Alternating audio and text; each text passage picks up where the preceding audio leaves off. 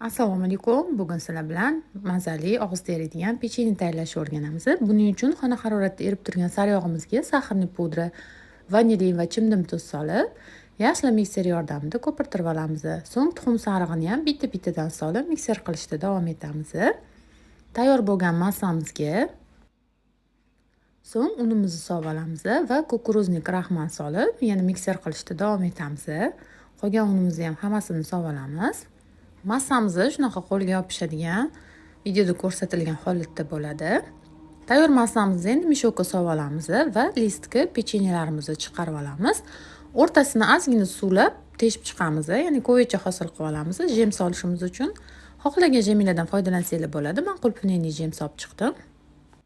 Endi qizigan duxovkaga 180 gradusga 20-15 daqiqaga qo'yib pishirib olamiz. Pechenyelarimiz tillarang bo'lganda pishgan bo'ladi. Pechenyelarimiz ham tayyor bo'ldi. Mazasi juda ham og'izda eriydigan pechenyelar bo'ladi. Eng muhimi tayyorlanishi ham juda ham oson. Albatta sizlar ham tayyorlab ko'ringlar, yoqadi degan umiddaman.